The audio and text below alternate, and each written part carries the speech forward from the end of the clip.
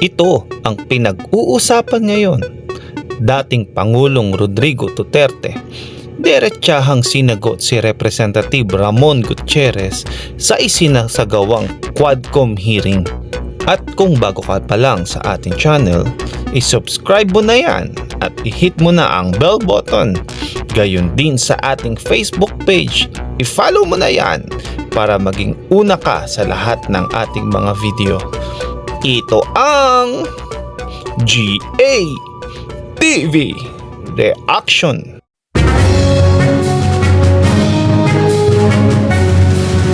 Mr. President, I'd like to ask about yung 2016 meeting allegedly. And according to the testimony of Colonel Garma, you made a phone call to her asking about how to come up with a task force for the nationwide implementation of your supposed drug war.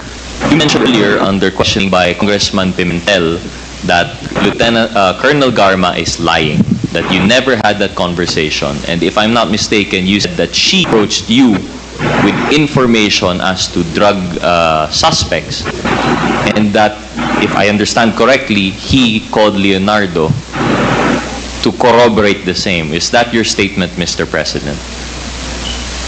Many times, hindi lang sila, lahat. Pero as to the statement of forming a unit, you cannot do that because that would be a violation of policy and law regulation. It is only the police, national police, who can create units and whatever units that they want. Ang mayor walang pakialam talaga. It's out of yung gano, makautos lang siya to do something. But he can supervise the activities of the police by, requesting the assignment to people here and there. But you do not have the mayors now, the executives have no longer the control of the police. Mr. President, just a clarification. This alleged meeting in 2016 was in preparation for the nationwide rollout of your drug war. You were no longer mayor, presidente na po kayo. And at this time, I believe that the PNP would be answerable to you. So it would definitely be within your powers to order the chief PNP to create a special unit in the same way that the chief PNP was answerable to you when you had him implement Oplan Double Barrel. So with that, Mr. President, seeing that it was within your power, if you willed it, that a task force be committed, the task force be organized, it is very much possible po that you called Lieutenant Garma asking how to formulate this thing. I'm sorry, Mr. President, I just don't agree that you were powerless to create this task force. As far as this representation is concerned, it is well within your power. So with that, Mr. Chair, Mr. President, how do we reconcile now your statement that you never made that call to Garma to organize that task force when Lieutenant Garma Colonel Garma was able to give specific details about your call to her, about your meeting, in relation to finding a person to manage your drug war, in the person of Colonel Leonardo. This fact you stated on national television. I believe it was an interview with Attorney Panelo, in which you gave your reasoning for selecting someone of that religious affiliation. So, how can you say now, Mr. President, na hindi totoo yung affidavit ni Garma when there are bits and pieces of facts there that you yourself corroborated? Bits and pieces naman kaya. It can be the whole of the affidavit that what's saying now. Hindi naman hindi ko maintindihan kung anong pinagsasabi niya. But this I have not read the affidavit so that I would not be in a position to correctly really to respond to your question. I am at a loss kasi ikaw yung may hawak ng...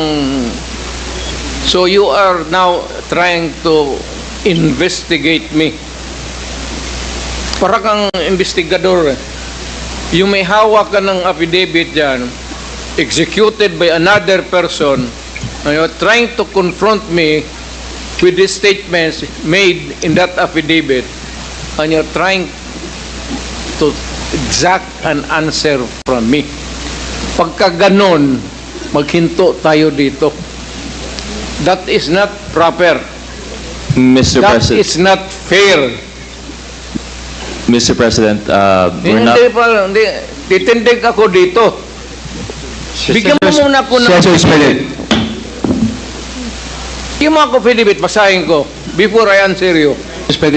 Front you with the affidavit, but we want to reconfirm your statement with your interview with Attorney Panelo.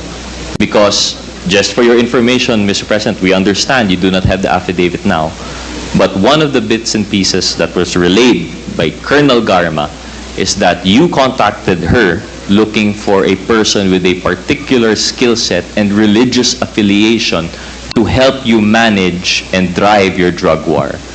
Now, that fact you have corroborated in your interview with Attorney Panelo when you said that you were looking for a person of that religious affiliation because they are trustworthy with money. So I am now asking, Mr. President, with your corroboration in that interview, does that not jibe with what Colonel Garma is saying? It does not jive because I was looking for a particular person. Maybe a member of a sect, but it had to be one who has the brain and the balls to do the job. So, Mr. President, if you were looking for a person to fill that position, what position did you have in mind? Was this your drug war czar? No. May drug enforcement unit tayo sa gobyerno. It cannot be they were there to just ask for an advice of how they would participate in the drug war. Hindi sila pwedeng mag-create ng unit because that is not allowed. It is only the police who can create a unit or a division. The mayors do not have that power. Mr. President, I'm talking about this time you were already president po, no? Yes. So, you were in a power to create that position. I'll just go back to your statement po, no, Mr. President. You said you were looking for someone with the smarts and the balls, sorry for the language, you were looking for someone of that capacity. Now, according to Colonel Garma, you were looking for that person to manage your drug war. But you are saying now that it is not to manage your drug war because you couldn't create that position. It's a statement. Do not bind me with your statement. No, I'm now asking, Mr. President, about your statement. Why were you looking for someone with the brains and the capacity? Ano po yung job na, ano po yung trabaho na ibibigay mo po sana sa taong iyon? Because drug money is Alam mo, that is why we are not succeeding because drug money is supporting the syndicate. Madali ang pera. Nagpibigay ng pera yan. Huwag na tayo magbulahan dito. Kaya tayo hindi nagsasucceed kasi ang money madali ibenta sa mga bata. And you know, they bribe. Hindi tayo magulihan na tayo kung sino ang guilty o kung sino ano. Nandito na tayo sa totoo. Huwag na tayo maglayo dyan sa totoo.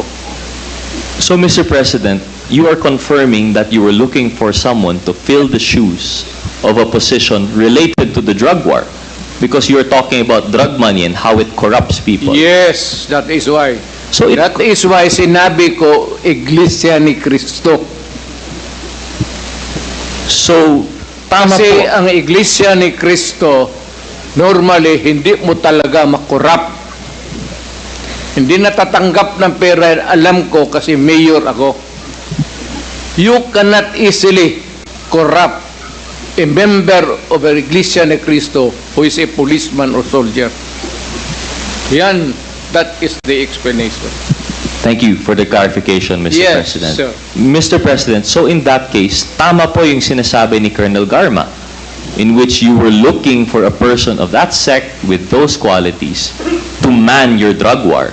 It's correct. It's not man. To manage your... It's not man because it's man, it's meaning in command. Dalawang tao lang yung pinag-iisipan mo. There is a drug unit in every department. Ano ka man?